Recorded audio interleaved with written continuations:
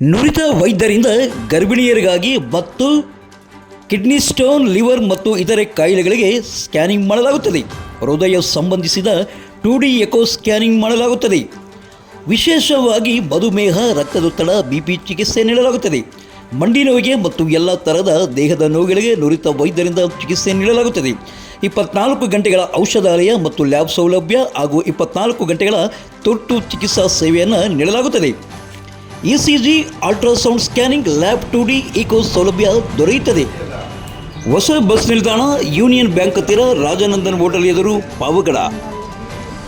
ನಮಸ್ಕಾರ. ನಮ್ಮ ಹೆಸರು ಡಾಕ್ಟರ್ ಭರತ್ ಅಂತ. ನಾವು ನಮ್ಮ ಆರೋಗ್ಯ ಕ್ಲಿನಿಕ್ ಮತ್ತು ಸ್ಕ್ಯಾನಿಂಗ್ ಸೆಂಟರಿಂದ ವಿಳಾಸ ಬಂದುಬಿಟ್ಟು ಪಾವಗಡದ ಹೊಸ ಬಸ್ ನಿಲ್ದಾಣದ ಹತ್ತಿರ ಯೂನಿಯನ್ ಬ್ಯಾಂಕ್ ಆಪೋಸಿಟ್ ಇದೆ.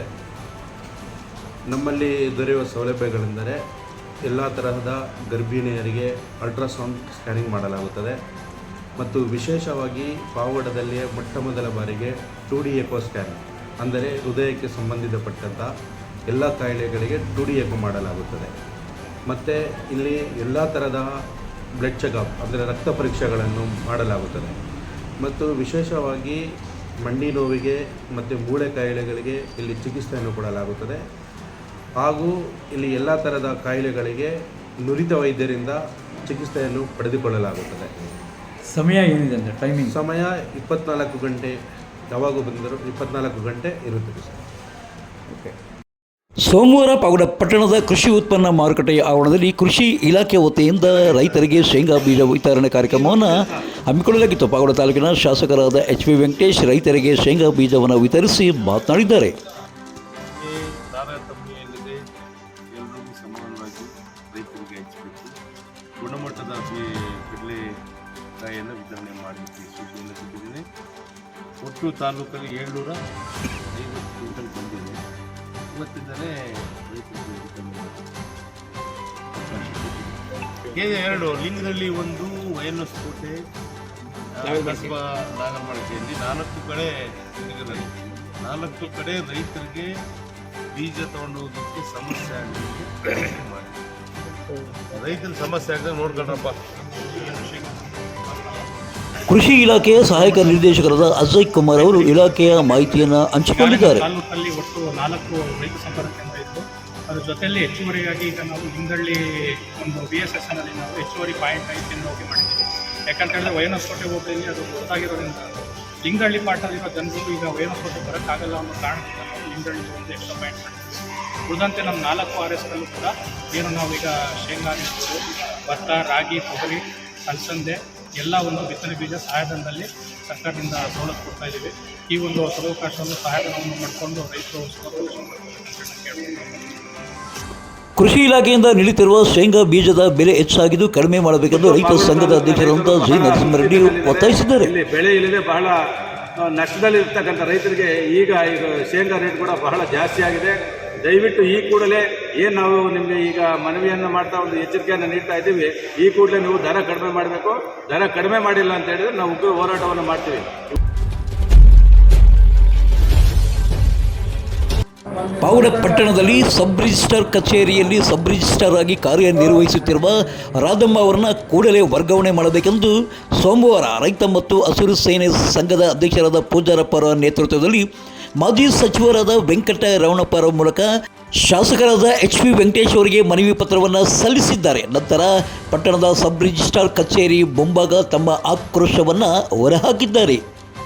ರಿಜಿಸ್ಟರ್ಗೆಂದು ಹೋದಾಗ ಲಂಚ ನೀಡದೇ ಇದ್ದ ಪಕ್ಷದಲ್ಲಿ 5-6 ದಿನಗಳ ಕಾಲ ಸತಾಯಿಸುತ್ತಾರೆ. ಬ್ರೋಕರ್ಗಳ ಮೂಲಕ ಲಂಚವನ್ನು ಕೊಟ್ಟರೆ ಅವರ ಕೆಲಸ ಆದಿರವೇ ಮಾಡಿಕೊಡುತ್ತಾರೆ ಮತ್ತು ಪಾವಗಡ ತಾಲೂಕಿನ ರೈತರಿಗೆ ವಿನಾಕಾರಣ ಕಾರ್ಯ ವಿಳಂಬ ಮಾಡುತ್ತಿದ್ದಾರೆ, ಅವರಿಗೆ ತೊಂದರೆಯನ್ನು ಕೊಡುತ್ತಿದ್ದಾರೆ. ಆದ್ದರಿಂದ ಈ ಕೂಡಲೇ ಅವರನ್ನು ವರ್ಗಾವಣೆಗೊಳಿಸಬೇಕೆಂದು ಅವರು ತಮ್ಮ ಪತ್ರದಲ್ಲಿ ಶಾಸಕರಾದ HV ವೆಂಕಟೇಶ್ ಅವರನ್ನು ಒತ್ತಾಯಿಸಿದ್ದಾರೆ. ಈ ವೇಳೆ ಪಾವಗಡ ತಾಲೂಕು ರೈತ ಮತ್ತು ಹಸಿರು ಸೇನೆ ಸಂಘದ ತಾಲೂಕು ಅಧ್ಯಕ್ಷರಾದ ಬ್ಯಾಡನೂರು ಶಿವು ತಮ್ಮ ಆಕ್ರೋಶವನ್ನು ಹೊರಹಾಕಿದ್ದಾರೆ.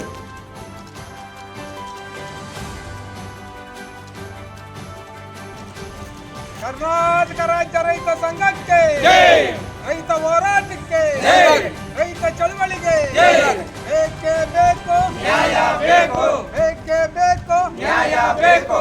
ನಮ್ಮ ಪಾವಗಡ ತಾಲೂಕಿನ ಎಲ್ಲ ಸಬ್ ಆಫೀಸರ್ ಅಧಿಕಾರಿಗಳು ಇವರು DLRಗೂ ಕೊಟ್ಟಿದ್ವಿ. ಮತ್ತು ಇಲ್ಲಿ ಸಿಬ್ರಿಸ್ ಆಫೀಸಲ್ಲಿ ರೈತರಿಗೆ ಸರಿಯಾಗಿ ಕೆಲಸನೇ ಆಗ್ತಾ ಇಲ್ಲ.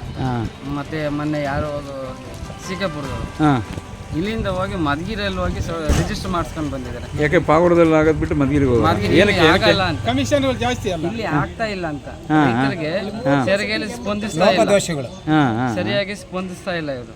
ಇವರಿಲ್ಲಿ ಇವತ್ತು ಕೊಟ್ರೆ 4-5 ದಿನ ಆಗುತ್ತೆ, ಅದು ಆಗ್ಬೇಕು, ಅದು ಕೆಲಸ ಆಗ್ಬೇಕು. ದುಡ್ಡು ಕೊಟ್ಟರೆ ಬೇಗ ಮಾಡ್ತಾರಾ? ದುಡ್ಡು ಕೊಟ್ಟು ಅವತ್ತೇ ಕೆಲಸ ಆಗೋದು. ಈಗ ಬೇರೆ ಯಾರನ್ನ ದೊಡ್ಡಾಳಿ ದುಡ್ಡು ಕೊಟ್ಟರೆ ಬ್ರೋಕರು ಇನ್ನು ಒಂದು ದಿನಕ್ಕೆ ಸಾಯಂಕಾಲಕ್ಕೆ ಎಲ್ಲ ರೆಕಾರ್ಡ್ಸ್ ಅವ್ರ ಕೈಗೆ ಬರುತ್ತೆ. ಇಂಥ ಅಧಿಕಾರಿಗಳು ವ್ಯವಸ್ಥೆಯಿದೆ. ಇನ್ನು ಇದೇ ಒಂದು ಪ್ರತಿಭಟನೆಯಲ್ಲಿ ತುಮಕೂರು ಜಿಲ್ಲಾ ರಾಜ್ಯ ರೈತ ಮತ್ತು ಹಸಿರು ಸೇನೆ ಸಂಘದ ಅಧ್ಯಕ್ಷರಾದ ಪೂಜಾರಪ್ಪ ಕೂಡಲೇ ಸಬ್ ರಿಜಿಸ್ಟ್ರಾರ್ ರಾಧಮ್ಮ ಅವರನ್ನ ವರ್ಗಾವಣೆಗೊಳಿಸಬೇಕೆಂದು ಆಗ್ರಹಿಸಿ ಆಕ್ರೋಶವನ್ನು ಹೊರಹಾಕಿದ್ದಾರೆ. ಪಾವಗಡ ತಾಲೂಕಿಗೆ ಇವತ್ತು ಸಬ್ ರಿಜಿಸ್ಟ್ರಲ್ಲಿ ನಾನು ನೋಡ್ದಂಗೆ ಸುಮಾರು ಒಂದು 4-5 ದಿವಸ ವಾರ ಹಿಂಗೆಲ್ಲ ಲೇಟ್ ಆಗ್ತಾಯಿತ್ತು ರಿಜಿಸ್ಟರ್ ಆಗೋದು. ನಾನು ಕಂಡು ಮಾತಿದ್ದು ಏನೆಂದರೆ ಇಲ್ಲಿ ಬಂದು ಮಾತಾಡಿದರೆ ಸರೋವರ ಇಲ್ಲ, ನಿಟ್ಟಿಲ್ಲ ಅಂತಾರೆ. ಅವ್ರಿಗೇನಿಲ್ಲ, ದುಡ್ಡು ಕೊಟ್ಟವ್ರಿಗೆ ಯಾರಿಗೆ ದುಡ್ಡು ಕೊಟ್ಟವ್ರು ಅವ್ರಿಗೆ ನಿಟ್ಟು ಇರ್ತೈತೆ, ಸರೋವರ ಇರ್ತೈತೆ. ಇಲ್ಲಿ ಈ ಥರ ಆಗೋ ಪ್ಲಾಟ್ ಒಬ್ರಿಗೆ ಗೊತ್ತಾಗಲ್ಲ. ಯಾಕಂದರೆ ಅವ್ರು ಏನು ಹೇಳ್ತಾರೆ, ಇಲ್ಲ ಪೂಜಾರಪ್ಪ ನಿಟ್ಟಿರಲಿಲ್ಲ, ಪ್ಲಾಟ್ ಬಂದಿತ್ತು ಅಂತಾರೆ. ಇದು ಭಾಳಷ್ಟು ದಿನದಿಂದ ನಡೀತಾನೆ ಐತೆ, ಪೇಪರ್ನಲ್ಲಿ ಬರ್ತಾಯಿದೆ, ಲೆಟ್ರ್ ಕೊಡ್ತಾ ಇದ್ದಾರೆ. ಆದರೆ ಯಾರು ಅಧಿಕಾರಿಗಳು ಗಮನಕ್ಕೆ ಹಾಕೊಂಡಿಲ್ಲ. ನಾವು ಮುಂದೆ ಇವತ್ತಾಲೇ ನಮ್ಮ ವೆಂಕಟೇಶಪ್ಪನವ್ರು ಬೆಳಗ್ಗೆ ಯಾರು ಶೇಂಗಾ ವಿತರಣೆ ಮಾಡ್ತೀವಿ ಅಂತ ಬಂದರು. ನಾವು ಇದ್ರ ಬಗ್ಗೆ ಸರ್ ಇದು ಸಬ್ರೇಷನ್ ಬಗ್ಗೆ ಭಾರಿ ಬೇರೆ ಮಧುಗಿರಿ ಎಲ್ಲ ಹೋಗಿ ರಿಜಿಸ್ಟರ್ ಮಾಡ್ತಾ ಇದ್ದಾರೆ. ಯಾಕೆ ಈ ಥರ ನಿರ್ಲಕ್ಷ್ಯ ಅಂದರೆ, ಪೂಜಾರಪ್ಪ ನೀವು ಬರೆದು ಒಂದು ಲೆಟ್ರ್ ಕೊಡಿ, ಎಲ್ಲ ರೈತ ಸಂಘದವರು ಸಂಘ ಸಂಸ್ಥೆಯನ್ನು ಒಂದು ಲೆಟ್ರ್ ಕೊಡಿ, ನಾನು ತಕ್ಷಣ ಇದನ್ನು ಮುಖ್ಯಮಂತ್ರಿ ಜೊತೆ ಮಾತನಾಡಿಸ್ಬಿಟ್ಟು ಇದ್ರ ಬಗ್ಗೆ ಕ್ರಮ ತಗೊಳ್ತೀನಿ ಅಂತ ಮಾತಾಡಿದರು. ಅದು ಈಗ ಲೆಟ್ರ್ ತಗೊಂಡು ಹೋಗಿದ್ವಿ. ನಮ್ಮ ಮಾಜಿ ಕಾರ್ಮಿಕ ಸಚಿವರಾದ ವೆಂಕಟಣ್ಣಪ್ಪನವ್ರು ಈಸ್ಕೊಂಡು ಅವರು ಮಾತಾಡಿದರು. ಪೂಜಾರಪ್ಪ ಇಲ್ಲಿ ನಮಗೂ ಕೊಟ್ಟಿದ್ರು, ಒಳ್ಳೆಯದೇ ಇದು. ನೀವು ಮಿನಿಸ್ಟ್ರಿಗೂ ಕೃಷ್ಣ ಬೈರೇಗೌಡರಿಗೆ ಒಂದು ಲೆಟ್ರ್ ಕೊಟ್ಟು ಬರ್ರಿ, ಇದು ಖಂಡಿತ ಇಂಥವು ಆಗಬಾರ್ದು ನಮ್ಮ ತಾಲೂಕೆ. ಹಿಂದ್ಗಡೆ ಭಾಳಷ್ಟು ಜನ ಮಾಡಿದ್ರು ಸಬ್ ರಿಜಿಸ್ಟ್ರಲ್ಲಿ, ಆದರೆ ಇಂಥವರು ನಾನು ನೋಡಲಿಲ್ಲ. ಏನು ಹೆಸರು ಅವ್ರದ್ದು ಸಬ್ ರಿಜಿಸ್ಟ್ರಾರ್ ಹೆಸರು? ರಾಧಮ್ಮ ಅಂತ. ಇನ್ನು ರೈತರಿಂದ ಲಂಚ ಪಡೆಯುವ ದರ್ಪ ತೋರುವ ಪಾವಗಡ ತಾಲೂಕಿನ ಸಬ್ ರಿಜಿಸ್ಟ್ರಾರ್ ರಾಧಮ್ಮರ ವಿರುದ್ಧ ಈಗಾಗಲೇ ಸಾಮಾಜಿಕ ಜಾಲತಾಣಗಳಲ್ಲಿ ಪಾವಗಡ ತಾಲೂಕಿನ ಜನತೆ ಆಕ್ರೋಶವನ್ನು ಹೊರಹಾಕಿದ್ದಾರೆ. ಈಗಲಾದರೂ ರೈತ ಸಂಘದ ಈ ಒಂದು ಮನವಿಗೆ ಶಾಸಕರು ಯಾವ ರೀತಿ ಸ್ಪಂದಿಸ್ತಾರೆ ಅನ್ನೋದನ್ನು ನಾವು ನೀವೆಲ್ಲ ಕಾದು ನೋಡೋಣ. ಇನ್ನು ಈ ಒಂದು ಪ್ರತಿಭಟನೆಯಲ್ಲಿ ತಾಲೂಕು ಕಾರ್ಯದರ್ಶಿ ಪೂಜಾರಿ ಚಿತ್ತಯ್ಯ ಮತ್ತು ಜಿಲ್ಲಾ ಕಾರ್ಯದರ್ಶಿ ರಾಮಾಂಜನೇಯ ಮತ್ತಿತರ ರೈತ ಸಂಘದ ಮುಖಂಡರು ಹಾಜರಿದ್ದರು.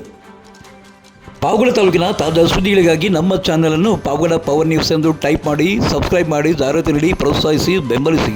ನಾನು ನಿಮ್ಮ ಸತ್ಯ ಲೋಕೇಶ್, ಸಂಪಾದಕರು ಪಾವಗಡ ಪವರ್ ನ್ಯೂಸ್.